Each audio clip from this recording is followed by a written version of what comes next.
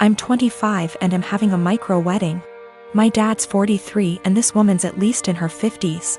My dad and this woman have been together like 3 to 4 years at this point. I've never met her as they live on the opposite side of the country. I've had about 3 to 4 conversations with her over the phone and grow more annoyed every time. The first one was when I cut my mom off after a bad blow-up. Going on and on about I'm young and I'll come around and she's my mom still, etc, etc, etc. The second was last summer. I was 8 months pregnant and my car was impounded BC of the insurance company. It was resolved. I called to let my dad know, not her, and she kept going in circles repeating that we need to get it cause it accrues fees. I had a minor snap then. I don't appreciate being talked to like I'm stupid and 15. I was telling him that BC of the insurance company our truck got towed and was in impound, and they were in the process of getting it out. She chimes in, he had me on speaker, and repeatedly said in a tizzy, get that car out. You need it, it's accrues fees, the longer it's there the more it is. Literally repeated the same sentences for 10 minutes refusing to listen, when I told her it was being handled until I snapped and told her to stop it because it was being handled and I knew perfectly well what impound is and does and to stop talking to me like I'm 16 years old.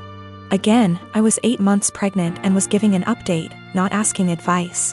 I sent my dad an invite specifically addressed to only him and his RSVP was pre-filled for only him.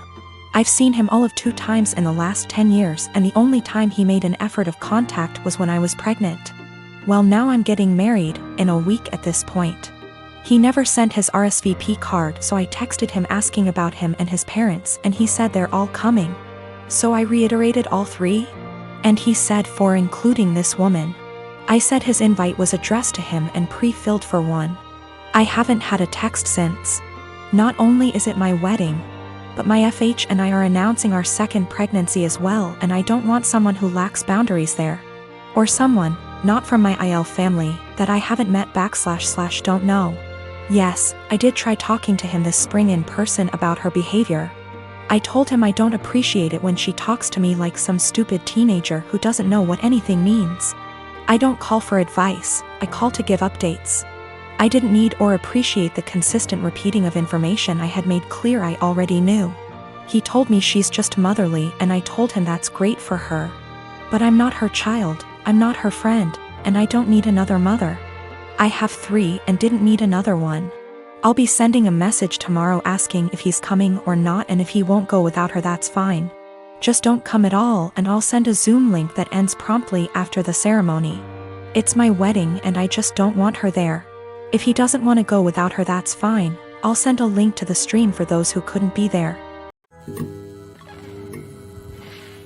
I am 18 years old male, I'm a high school senior and proposal season is currently in full swing.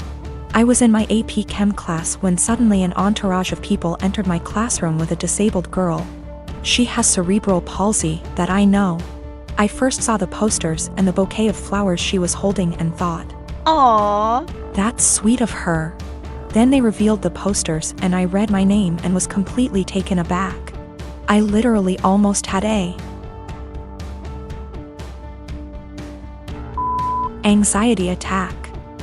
I didn't know what to say at all and the entire class was cheering and people even started filming. I was straight up frozen for a minute and I could feel myself burning up with embarrassment.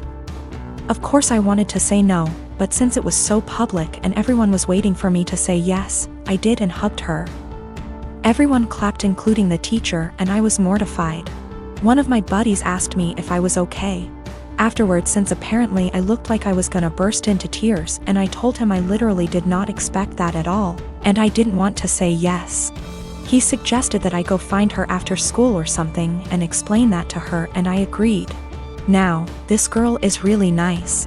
We had a class together last year and sat next to each other for a majority of it and talked quite a lot.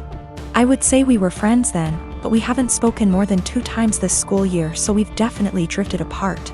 That's why I was completely shocked when she sprung the prom asking on me. Usually, people have their friends make sure that the other is at least aware before doing the asking to prevent situations like this. I was contemplating if I should just bite the bullet and go with her, but decided I just couldn't because it is my senior year prom and I was already starting to plan my asking.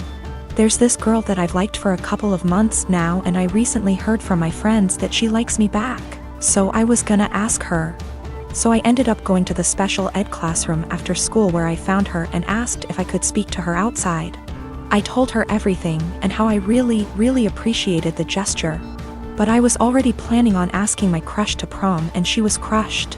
She started crying really loudly and asked me why I couldn't have just said no, and I said that I didn't want to embarrass the two of us in front of all those people. At this point, one of her aides came out to check on us since she could hear the crying, and the girl told her aide what happened, and she straight up glared at me and said, "That's not okay." Now I feel like absolute shit.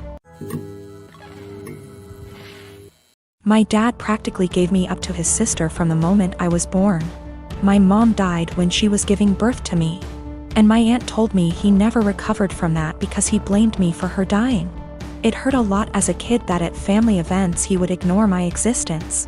When I was a little older, he got more vocal about me killing her, and he can't stand to look at my face. You can imagine the amount of therapy that put me in. I used to go to church crying because I was scared about going to hell for doing that to my mom. That's how much his words me up. But the shitty part was that I never stopped trying to be accepted by him. After my high school graduation, he told me to never bother him again since he legally has no obligation to me anymore, since he was sending my aunt money to take care of me. Around that time is when I finally started accepting that reality, so from there we moved on with our lives. My aunt doesn't talk to me about him. Sometimes my grandparents do, and that's how I found out he got married. They were mad he didn't invite me to their wedding, but to me it didn't matter because we're not close. But it was his wife who wanted to meet me. It's the first time ever that he wants to make contact, and it was to pretty much say she wants me on their life. She doesn't know the real reason about why we're estranged. He asked me to please not say anything, and maybe this could be a way to reconcile after all. But he was only doing it for her. That much was clear when we talked. I never said I would be. He still insisted on us meeting at their place because she really wanted to meet me. All she thinks is we were estranged for not getting along in my teenager years, going to college and losing touch because of life stuff. It pissed me off that he played it off as us just not talking for petty reasons. Meanwhile, the actually reason damaged me for years. I told her the truth. Everything he said to me. That he was never a parent to me, that was all my aunt. It was definitely a shock for her. The outcome was a disaster. Everyone has heard about this now. My grandmas in particular told me she understands my anger. But this was his chance finding someone since losing my mom, and now it's been put in jeopardy. My dad is devastated. They think it was going too far to ruin his marriage that way when he was willing to include me in their lives, which could have been the start of our relationship. And they say not only did I ruin that, but also possibly wrecked his marriage. She just doesn't agree at all with what he did, and it could have been avoided if I didn't say anything. For me, it was hard not to tell the truth after the lies made it seem like it was nothing serious. I couldn't ignore what happened after what it did. If it was the right call since it put their whole marriage at risk after all. I have 2 kids, Clark and Kent. While they have the same father, only one of them is biologically my child. They were born within 6 months of each other. The boys are currently 6, and for various reasons I have full custody of both of them. I didn't speak to anyone in my family for several years, and we got back in touch in 2019. Due to the boys' ages, my family know I couldn't have carried both. Unless I have the gestation period of a hamster or the longest labor ever. I have explained to them how this all came to be, but in my explanation I neglected to tell them which was my biological child. Due to my ex having a type, the other woman looked enough like me that the boys could pass for twins. Same dark hair, blue eyes, pale skin, and both cleft chins and dimples. My brother jokes that they look like tiny supermen. People who know them refer to them as twins because aside from a few minor differences, they're practically identical. Frankly, if they were closer in age and I'd had full custody of both from the time they were born, I suspect I would have mixed them up a lot as babies. Shortly before Clark's birthday last year, my mom asked if she could see Clark's birth certificate. I asked why, and she said she wanted to know the exact time he was born, so I told her. She asked if she could see the certificate anyway. I asked why.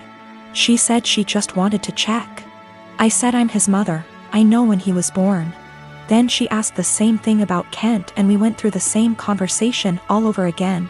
Mum eventually admitted that she just wanted to see the birth mother's name on each certificate, which isn't even how that works, and I told her as much.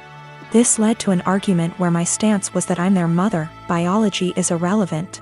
Mum says if biology is irrelevant then it's not a big deal to tell her which of them is biologically mine. I said if she's so hung up on biology, then clearly it's a big deal to her and I don't want it to be a big deal. Especially as the boys themselves don't know.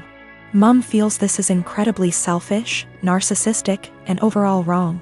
She feels that if biology isn't such a big issue, then I should have no problem telling her whether Clark or Kent is my biological son. And that accusing her of potential favoritism or something similar with her bio-grandchild is an unfair judgment, with no actual reasoning to it. My boyfriend agrees that I shouldn't tell anyone, at least until my sons have decided for themselves if they want to know and want other people to know. But my entire family agree with Mum that I'm being unreasonably selfish and that my actions now are more likely to cause issues than Mum's potential actions later.